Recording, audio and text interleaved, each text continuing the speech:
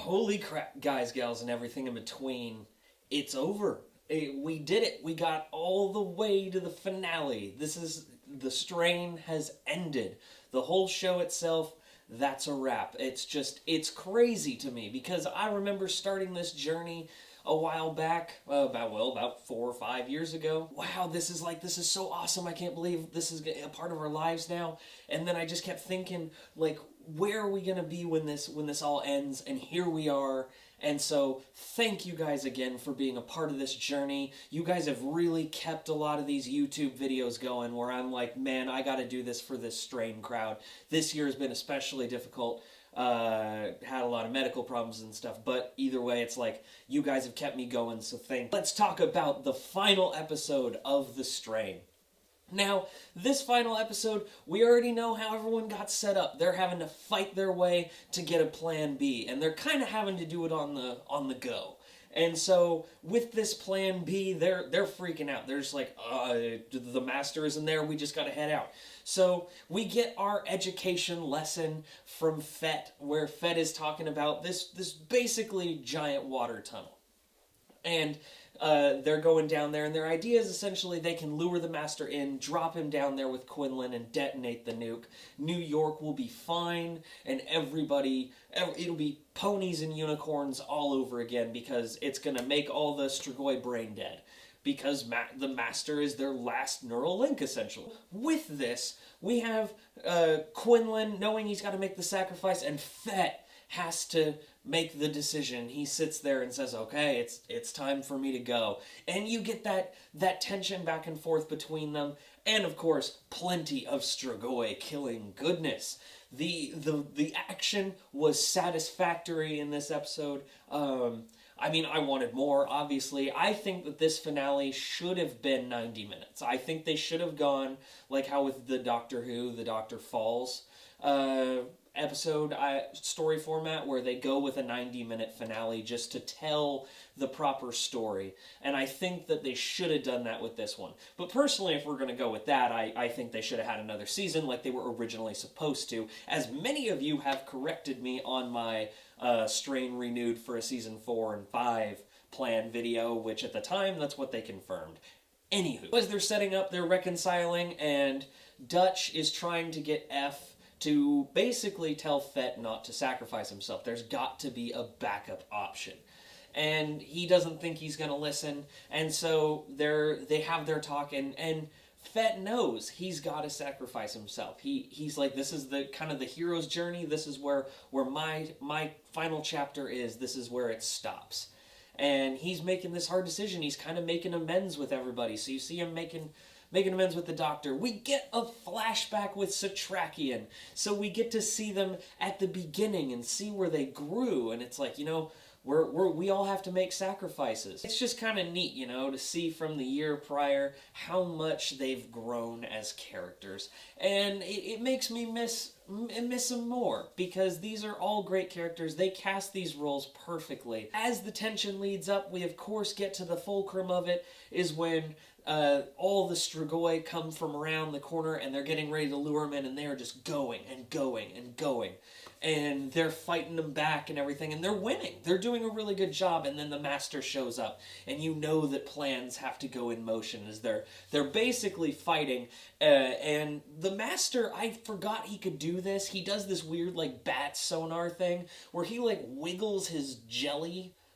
I don't even know what to describe it. It's like, he wiggles his jelly, and they're all freaking out, and they're going, it's like that one scene in Harry Potter and the Deathly Hallows Part 2, where Voldemort does the thing, and everybody goes, ah! It was basically that. And so that causes Quinlan tackle the master to go down. And then, for those of you who read the book, you guys know that Fett is not the one who sacrifices himself. It is F. And you see F, and he just holds up the thing in the elevator. He locks himself in, clicks, goes down, and has to go fight his duty. And that hurt. You could see him just smash into the ground, and it looked painful. I think probably one of the most satisfying parts of the episode was watching Quinlan and the Master square off in these close quarters. They're throwing each other concrete is breaking, and it's brutal. And I love going back up to the surface to see that Fett, he doesn't really know if this has worked yet. And so they're just kind of hoping. It's that whole Lord of the Rings kind of moment where you just, like, they have to hope that Frodo is still on his way to Mordor and not dead. And that is this whole moment. It's not as epic as going to Mount Doom, just saying. But they still have to make a lot of sacrifices and bank on a lot of faith. And of course, you get that moment that Quinlan grabs his throat, rips out the worm part of his throat, and then Master goes over there and kills Quinlan. He knows it's over, and he just says that he won. And he hasn't won yet, but he believes in his team. Everyone has really come full circle, and the Master, oh, it's brutal. He just stomps him out. Quinlan is gone. And F, of course, wakes up right afterwards, and he's on his way, and he sees Zach watching all of this. And Zach is such a dick. There was a part that is actually surprising, is when Zach is sitting there, and he's supposed to basically kill his dad. He's got his dad at gunpoint, and he turns and shoots the Master a couple times, because he's like, you're not my dad. And so Master gets shot and knocked down. F starts trying to fight him, and then you get that moment that everyone kind of goes, no. Just the Master getting one last fan servicey scene out of him, vomiting into F's mouth, all Evil Dead status. And it's so gross, and it's been a long time since we've seen that happen. So Master switches bodies again, and he's an F, and he's got just enough time to start to activate the nuke, and you see him transition and change. And finally, Zach redeems himself by realizing he's not going to make it out. And he sits there and says that if you're still in there, I love you, Dad. And he detonates the nuke, goes out like a champ. Zach, you're no longer an ass face. Well, you're a dead ass face, but you did your part. And so I loved seeing that. And then everything's just rupturing from underground. They realize that they did it. You see them all happy, and then you get that emotional post-strain conflict, which is now we have, instead of a Satrakian monologue at the end of every season, we get a Fett monologue, because Fett has now kind of taken on the role of Satrakian. And you see Fett walking around the streets. Everybody's happy. It's 5 years later. They're all walking around. And this is where they change some things. And I don't know why the show, for the life of me, did it. But as we all know, if you read the books, the surviving characters are Fett and Nora. They actually end up together. And they kind of teased that in season 2. And then they were like, lol, JK, Zach's going to get her killed.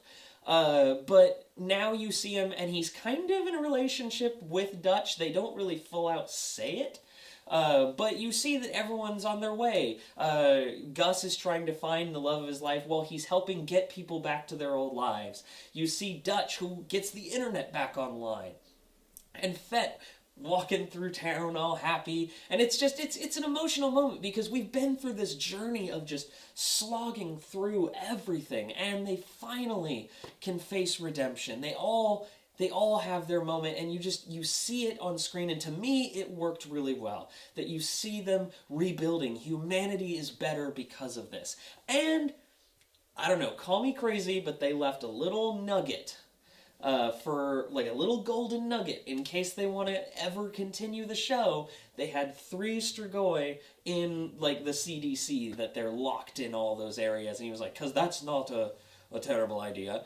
And I'm just thinking, you know, if they ever wanted to continue the show, that's probably how they do it, is one of those takes on the role of the Master kind of thing.